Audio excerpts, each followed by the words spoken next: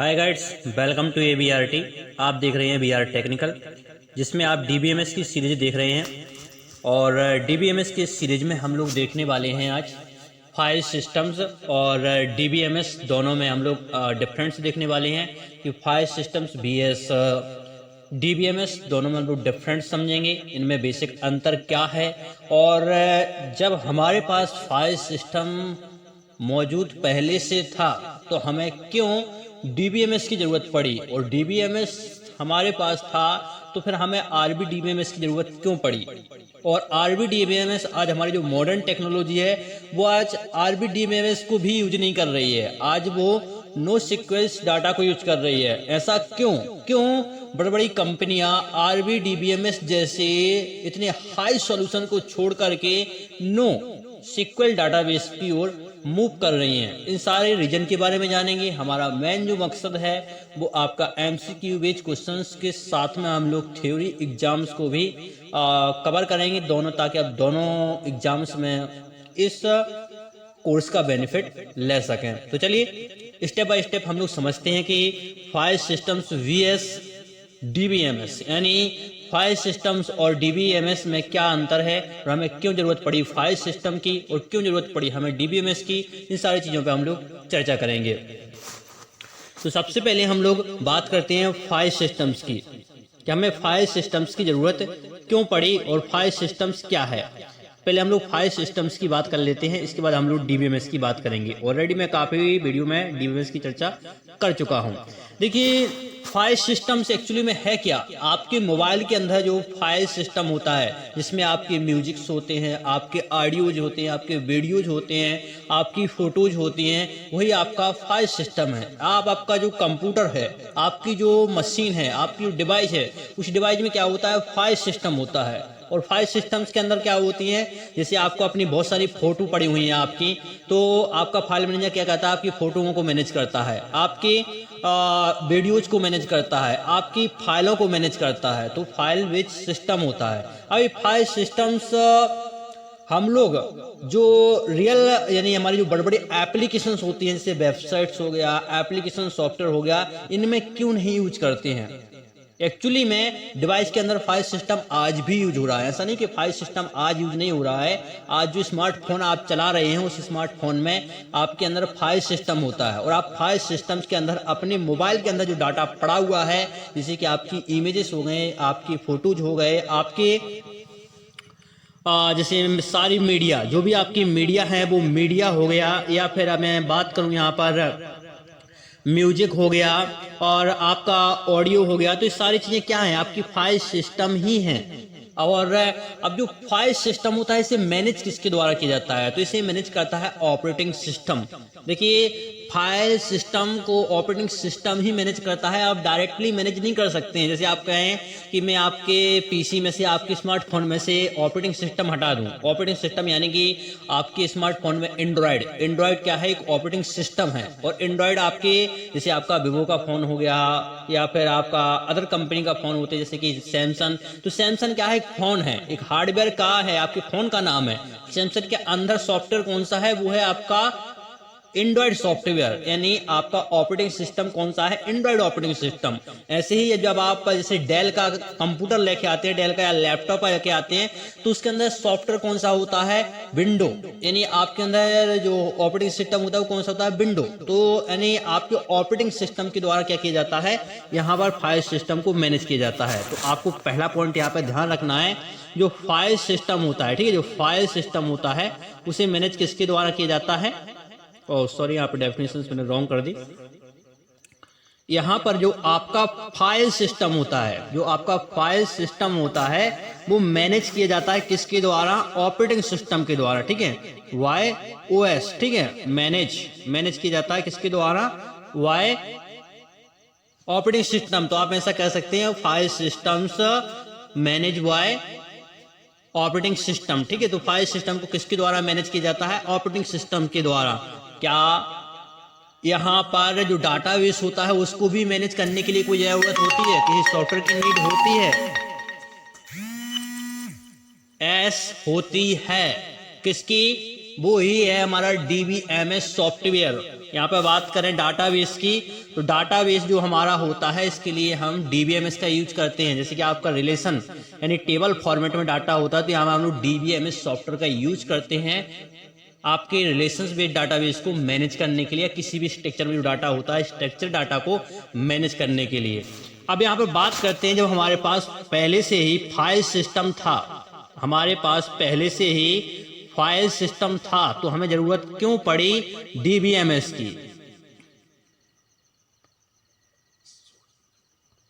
हमें जरूरत क्यों पड़ी यहाँ पर DBMS की? देखिए, जब हम बात करें सर्चिंग की, जब हम कोई सर्चिंग करते हैं तो सर्चिंग के मामले में यदि हम फाइल के साथ में सपोज दैट मुझे 1 KB का डाटा सर्च कर रहा हूं, लेकिन जैसे ही मैं सर्च कर रहा हूं तो उसके साथ में पूरी फाइल आ रही है जो कि 1 GB की है, जो कि मुझे जरूरत ही नहीं थी। और जैसे वो सर्चिंग में 1 GB की फाइल आएगी तो मेरा क्या होगा, मेरा स्पेस मेरे यहाँ पर भी भरेगा जहाँ मैं उसको सर्च करके ला रहा हूँ। तो यहाँ पर क्या होगा, मेमोरी भी ज़्यादा जाएगी। तो इसमें क्या है, रिडंडेंसी है। क्या है, रिडंडेंसी है। सर्च के साथ में बहुत ज़्यादा डाटा ले आ रही है। लेकिन बात करें DBMS की, देखिए बात करें DBMS की, तो DBMS में ऐसा कुछ नहीं होता है। यदि आपको 1 KB का डाटा चाहिए तो ये 1 KB डाटा ही आपको देगा, एक्स्ट्रा आपको चीज़ें नहीं लाएगा। जिस रिलेटेड आपको कंटेंट चाहिए वही रिलेटेड कंटेंट आपको सर्चिंग पेज लाएगा।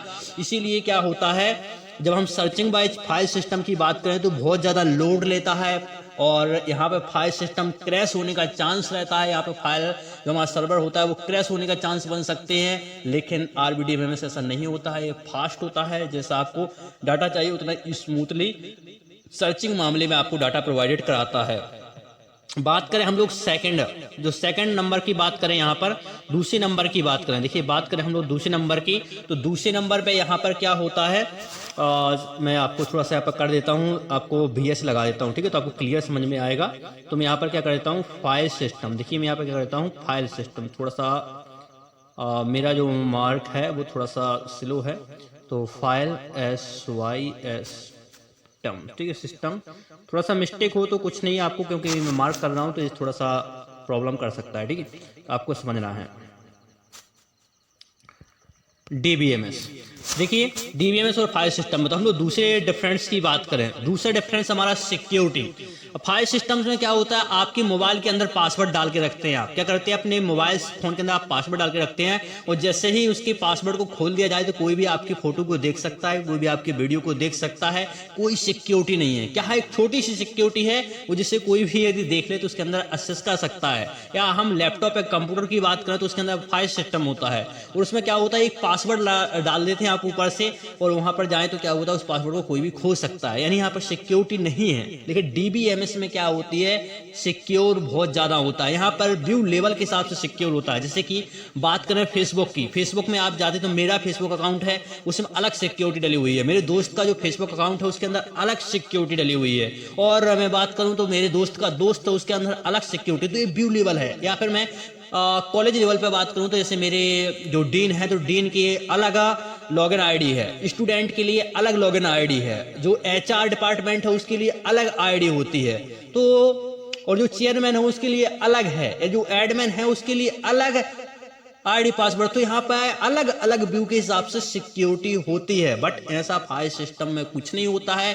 आपके फोन के अंदर एक पासवर्ड लगा होता है, उसे खोल दिया तो कोई भी रस्सा डाटा उसे एक्सेस किया जा सकता है, ठीक है। तो यहाँ पर फाइल सिस्टम में क्या होती है, सिक्योरिटी बहुत वीक होती है और यहाँ पर DBMS में सिक्योरिटी हाई होती है। और यही रीजन है कि हम यहाँ पर DBMS को हमें जरूरत पड़ी, ठीक है। फाइल सिस्टम को ऐसा नहीं हम फाइल सिस्टम यूज नहीं करते। मैंने बताया कि आपकी डिवाइस के अंदर आज भी फाइल सिस्टम यूज हो रहा है, लेकिन हम बड़ी बड़ी एप्लीकेशन में इसको यूज नहीं कर सकते हैं, जैसे कि वेबसाइट्स में हो गया, मोबाइल एप्लीकेशन में इसको यूज नहीं कर सकते हैं। यही रीजन है कि सिक्योरिटी कम है। दूसरा रीजन, तीसरा रीजन समझते हैं। तीसरा रीजन क्या है, तो बात करते हैं थर्ड रीजन की।